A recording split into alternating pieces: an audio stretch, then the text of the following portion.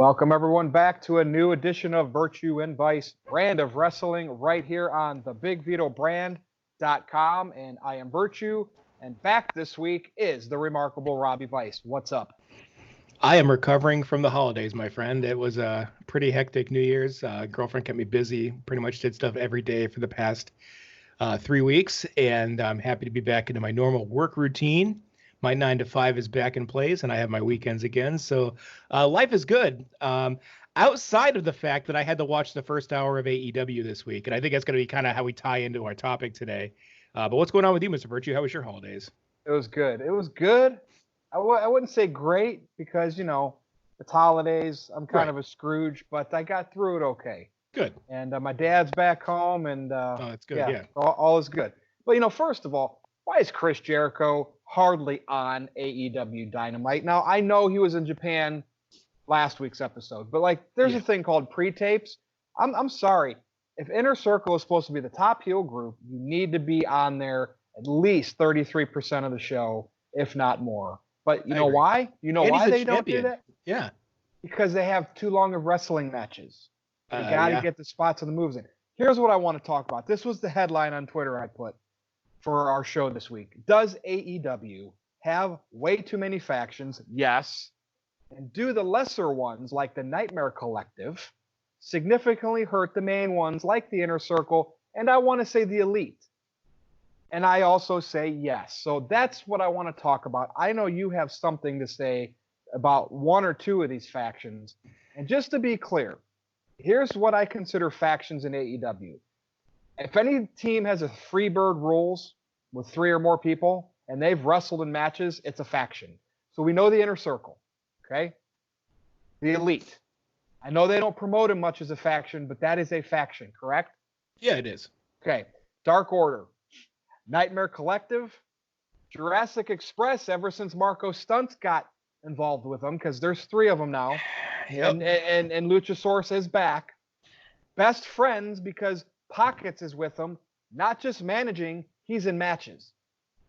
And of course, SoCal Uncensored, I believe they are actually considered a stable. There might be other ones, but to me, in a small fed like this that's new, there's just way too many. And some people argue with me, Best Friends, Jurassic Express, they're tag teams. Doesn't feel that way when you got three to tango. I mean, the New Day in WWE is a faction, so why wouldn't we consider any other 3-man tag team a faction? Exactly. So here's the deal. I think having these factions like this, especially your Nightmare Collectives, whoever the hell that new guy is, and I don't care if Jericho... Luther! I don't even care if Jericho endorsed him or not. Yeah. Dude, Jim Cornette, he looks like a mud show wrestler. He looks like the type of guys that all they can go out there is blade and bleed. We have indie feds like that out here, okay? Well, that's what he's known for, right? He's a deathmatch guy over in Japan. Yeah, and it's deathmatch, right? And national TV where you can't really do your deathmatch stuff. So it just doesn't add up. And I think they take away these groups, especially when you have them out there eating up way too much TV time, having way too many vignettes, right? Nightmare Collective, Dark Order, too much. And on top of it, and there's another one. Who's the Bunny, the Butcher, and the Blade? Oh, I mean, more or less, that's a faction. Everyone in AEW is in a faction. Okay? Who's not in a faction? Is these shitty factions are taken away from Inner Circle and the Elite. To me, it should be Inner Circle heel faction, Elite babyface faction, and that should be your main feud. Maybe one other small faction in the mid-card. That's it. What is your take on this? And I have something to say about Inner Circle and the Moxley spot last night. Before we get to that, what are your take on some of these factions diluting the top ones? Because I think that's killing the top ones. Yeah, I'm not going to lie. I watched NXT the second hour because the first hour of AEW is the worst hour of wrestling I've seen on TV in a long time. Brandy Rhodes should not be an on-screen character. I'm gonna give her the same benefit I gave Stephanie McMahon, to where you do good things and you're married to someone powerful, but you really have no business being on TV. She has done nothing but take away. She's a huge detriment to their women's division, which is already awful. Not to mention Riho, or whatever her name is going back to Japan. Probably not going to see the women's championship until their pay-per-view in a few months. So yeah, not only is their whole women's division is a disaster, but that led us to that whole thing with Luther debuting um, for the Nightmare Collective, I guess. And he literally looked like it's like Nails, yeah, almost like a version of Nails. does, yeah. It looks kind of like someone from Raven's Flock who actually might have been in Raven's Flock in 1996 or 97. It just looks like some guy's dad who's doing a Sandman cosplay. I don't really understand the whole thing behind it. It was really bad. And But it's weird because he's Jericho's boy. Like, that's the news I'm hearing. And it's like, but then that could just be Jericho trying to get these nobodies over. Like, I look, Shane did it with his friends for the Mean Street Posse. Sometimes you just want to get your friends paid. I mean, that's just happened. I mean, look at the career Brutus the Barber Beefcake had specifically because he was friends with Hulk Hogan. I mean, he came out as the disciple at one point, and he just had a job just because he knew Hulk Hogan. And the other thing, dude, the Dark Order, I am just so over it. I don't care. And why the Dark Order and the Nightmare Collective are essentially the same faction. It'd be like having two Ministries of Darkness, both trying to recruit, and it's stupid, it's convoluted, and it doesn't make sense. And then I don't even want to call some of these others factions, but they are because they're three people. But Marco's stunt this week just looked like such an asshole. Okay, wait. All right, so Jurassic Express, maybe we can back them off the list because it would be about 2.25. It's about right? it's okay. 2 men and a baby. So, okay, maybe we can back that one off the list, but go ahead. Sure, but, Marco's stunt looked like an asshole, and he just took away from that entire match this week, and I just don't see what anyone sees in this guy at all. SoCal Uncensored, I think, okay, they're at least they're the good mid card faction, I guess. They're a good face mid card faction right now. Christopher Daniels, you got some veterans on there, but why are we not featuring the Elite? And I think they've kind of ruined the Elite at this point. They've buried the shit out of Omega and the Bucks out of some weird fear that they're going to get criticized for booking, even though Cody and Brandy are literally a poor man's version of Triple H and Stephanie in 2005. I think when he destroyed that throne, he was actually just stealing the power for it. I want him to start coming out with a shovel and a sledgehammer.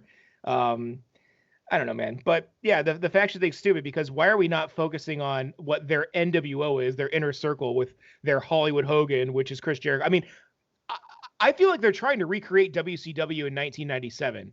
And I think we're about to have Cody. And in some ways, I was hoping they were. And after you're done, I really want to. Sure. I was a little pissed off with what happened with Mox last night. Well, let me just say something about Cody real quick. Cody is going to redo the Four Horsemen. So we're going to have another faction soon. They're going to do that with Arn Anderson. It's only a matter of time before Cody walks out there doing this. I mean, it's going to happen eventually. So what's your take on this Moxley thing? Because I thought the angle was really predictable and short-lived. I would have liked them to drag it out more, doing a better job than when Randy Orton joined Bray Wyatt's faction, the Wyatt family. But I just feel that they really dropped the ball on that. And I'm really curious because I think we're on the same wavelength with that. What was it about that spot that had you kind of riled up? Well, going back to WWE when Daniel Bryan was in the Wyatt family originally. Now, I understand now why they took him out so soon because they put him in that main event run. But we look back at that, he could have still been in the Wyatt family through all the way up to his WrestleMania night. And I get a little upset when they don't stretch things out when it could create great weekly episodic TV. Carry that over to AEW. You had, for the 5 minutes last night, you had Moxley say, I'm in the inner circle. Yeah. Okay. The predictable thing was exactly what he was going to do. Say, nope, just kidding. And then beat up Jericho, want his title match. Look, that would have been a perfect opportunity to end the show. Moxley to be more serious, like he really joined them, and have the people saying, what just happened? Seriously? Make it look like the inner circle is getting bigger, like the NWO. If your ultimate plan was to have Moxley do it just to get closer to Jericho to eventually get to him, pay it off in 3 months. I would have been fine with that. There should have been a slow burn.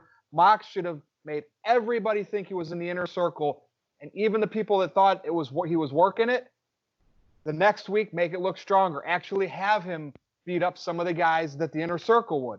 And they just blew their wad and they said, nope, let's just tease it. I was pissed. I thought literally when it ended last night, I was going to say, wow, inner circle's got Moxley now. Carry this baby out. and they can't even do that. Why? Why do you think they can't? Do they think that's going to hurt Moxley's steam? Are the fans going to protest on Twitter because they don't want to see him in that group? Like, why? Why not? Why? It's because we have Dixie Carter 2.0 running the company. True. I mean, or do you think this was Tony Khan's idea? Like, yeah, this sounds exactly like something some fan service mark would think of that was cool, and that's what Tony Khan is. He's a giant mark.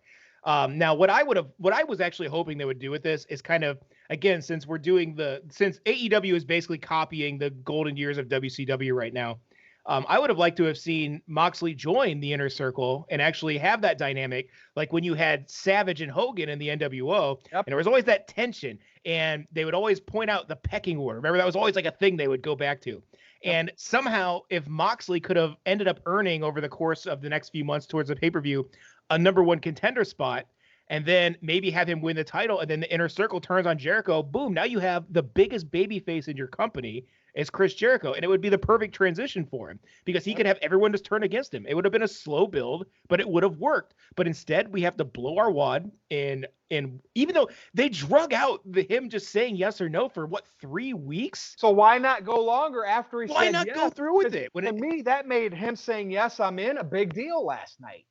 Like, he thought about it, took the keys to the car, and no, Rob, they had to say, I'm kidding. I was kidding. Here, smash the ball. Like, it's just like, yeah, it was dumb. And I feel like, but yet they have like the Dark Order still getting TV time, even with that horrible segment a couple of weeks ago. Probably going to get more weekly. It's a horrible segment. And then the Nightmare Collective, right? To me, it's one big group that's split into two because they're both dark goth gimmicks. And to me, those gimmicks, those factions are so bad. It's taking away from the Inner Circle. Yeah. And the Elite. I don't care. Like, we first talked about it when the company first started. I said, don't make Cody your first champ. Don't make the Young Bucks first tag champs. Okay, they did. But, like, you have Omega, the Bucks, Cody. You could even say Dustin. You could have the Elite be this babyface faction for the people that are with the company, you know, that are the presidents and the vice presidents. Yeah. Even have, you know, Tony Khan could, I don't know, keep him off TV. Yeah, he doesn't need to be on TV. But those should be your top two factions, and they're not even doing anything with the Elite. 50-50 booking at best with them, and the Inner Circle basically gets Moxley. The joke's always on them when it's all said and done. I don't like that, and you have these shitty mid-card dark gimmicks that are just watering it all down. Is Brandy Rhodes a gothic version of Brutus the Barber Beefcake at this point? See, that's the thing. She can't be a goth gimmick when she tries to talk all proper, like she's high class. Well, I don't think she knows how to speak any other way, to be honest with you. She looks, and that's what's hurting the whole factions, and it's hurting Inner Circle and the Elite the most. Mostly the Inner Circle, right? Because they're supposed to be the big heel group that pays it off to the baby faces in the end. Well, what's the payoff going to be? You know, I mean, what's Moxley going to win the title? You know, what's Hager doing either? Is Hager doing anything? Does he wrestle, or does he just show up and look mad? He's just like the muscle. I mean, he's the muscle. He's like the Rick Rude. And how long before MJF and Wardlow get a third member in their faction? I mean, it's right. They really should have had MJF join the Inner Circle. I just think that would have been a really good thing.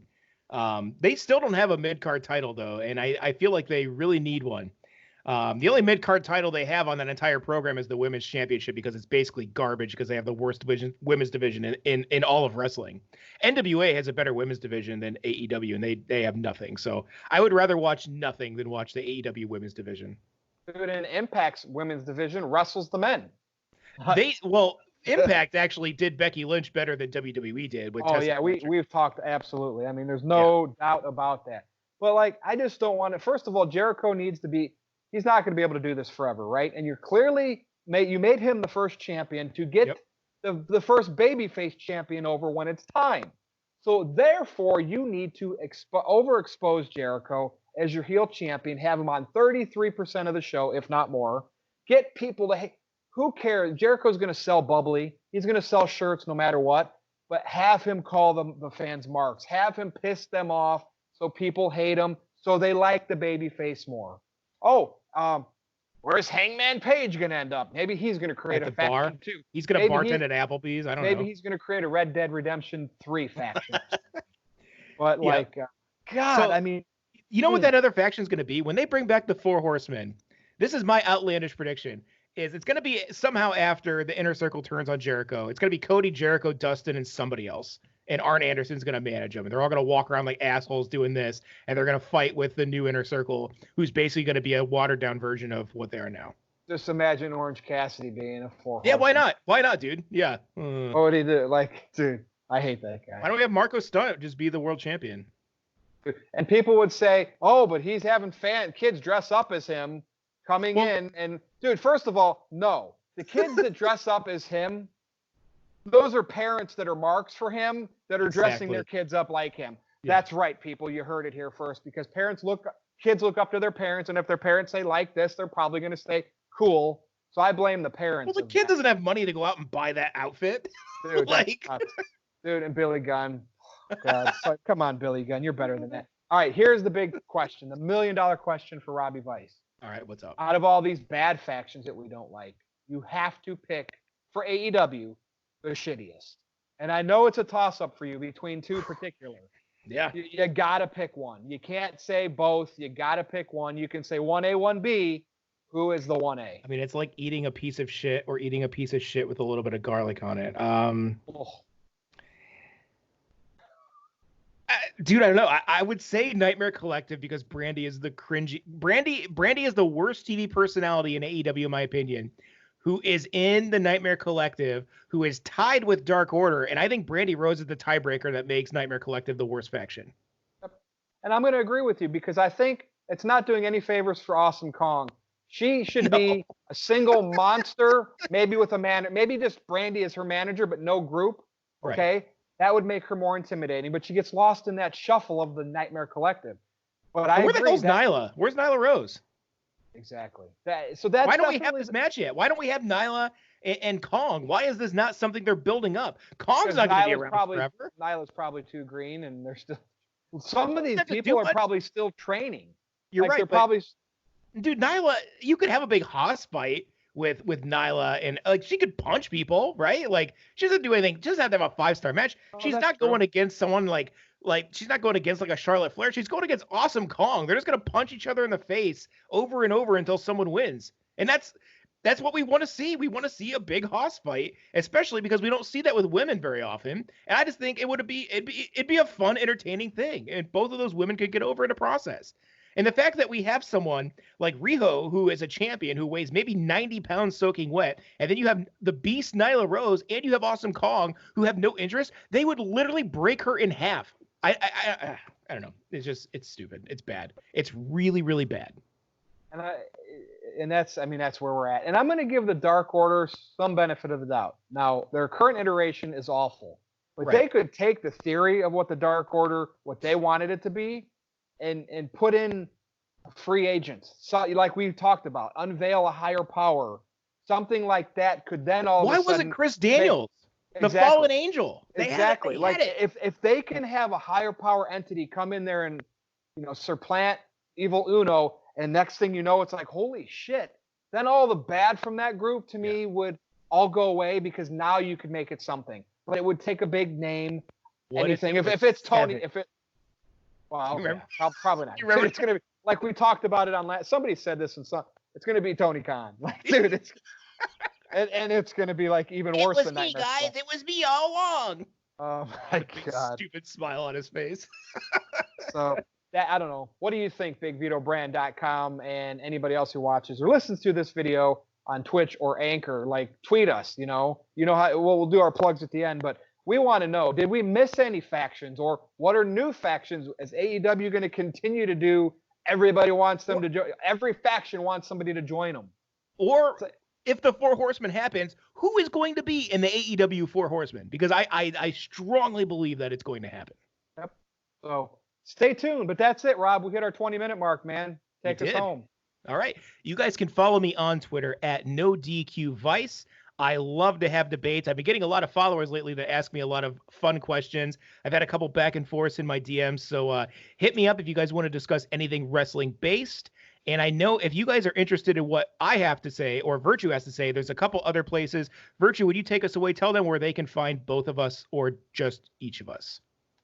Hey, on the No DQ review, check us out over on nodq.com. And Rob is on there unless he's got something for work going on. Oh, God. But yeah, we're looking to rebuild that, maybe go live, maybe have some rotating panel guests. So we're going to create, shock the system a little bit with that. And of course, you and I, very soon, we're going to do a new video with Andre. I told him that over on Andre Wrestling with Wrestling.com. So we got to get him a new video soon, but you can see Robbie Vice and myself there as well. And of course, right here on Virtue and Vice, Brand of Wrestling on the BigVitoBrand.com. You can follow me on Twitter at NoDQ_Virtue. You can troll with me on Twitter. And that's really all I got, Rob. So thanks for a great show, man. We got to get some work done for the No DQ review. First one of the year, though. It was a good one. That's right. Hey. And we will be back to do it all again next time. So that's right. See everybody later.